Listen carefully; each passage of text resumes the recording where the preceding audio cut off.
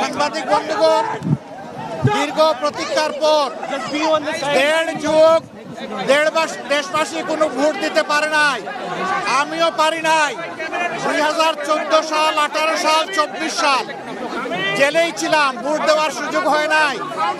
এই তিনটা ভোট হারানোর পরে আজকে আলহামদুলিল্লাহ আল্লাহ তাআলা আমাদেরকে ভোট দেওয়ার সুযোগ দিয়েছেন।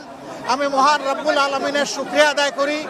আল্লাহ তাআলা এই ভোটের মাধ্যমে বাংলাদেশে একটা নতুন অধ্যায়ের সূচনা করে দিন, সেটা দোয়া করি।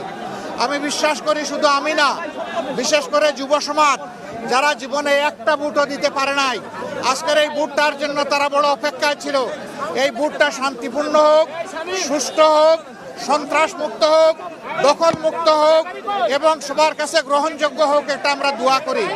এই ভোটের মাধ্যমে আগামীতে এমন সরকার গঠিত হোক যেই সরকার কোনো ব্যক্তি, পরিবার, দলের হবে না, বরঞ্চ যে সরকার হবে 18 কোটি মানুষের, জনগণের সরকার।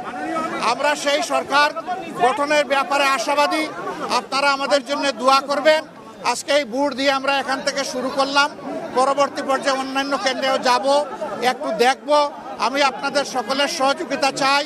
দেশ আমাদের সকলের, এই দেশটা গড়তে হবে সকলে মিলে, হাতে হাত মিলিয়ে। মিডিয়া একটা গুরুত্বপূর্ণ ভূমিকায় থাকে, এটা জানেন যে মিডিয়া সমাজের চতুর্থ স্তম্ভ। এই চতুর্থ স্তম্ভকে আমরা দেশ গড়ার কাজে আমাদের পাশে চাই। আমি ভরসা রাখি হিরন স্মার্ট ওয়াটার পিউরিফায়ারে। আপনারা আশা করি আমাদের জন্য দোয়া করবেন।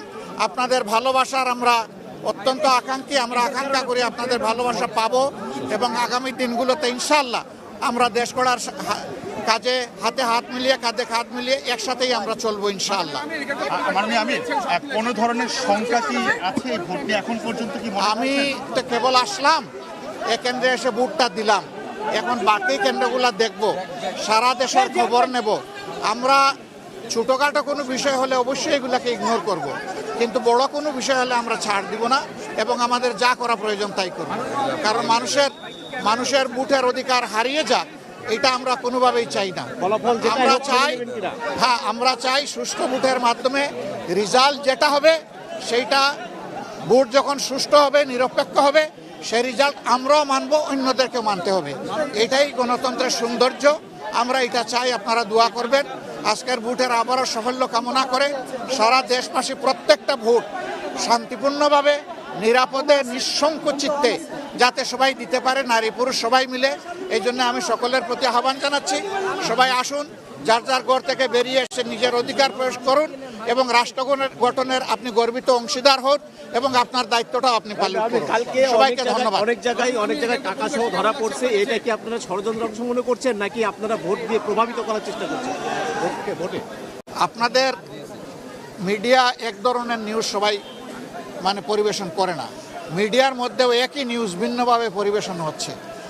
কেউ যদি অপরাধ করে থাকে, সে আমি হলেও আমি এই অপরাধের বিপক্ষে, কিন্তু অপরাধ নয় সেইটাকে আবার জোর করে অপরাধ বানানো, সেটা আরেকটা বড় অপরাধ। তো সেটা আছে, আমাদের এখানে মেল প্র্যাকটিস আছে। আল্লাহ হাফিজ, সবাইকে ধন্যবাদ।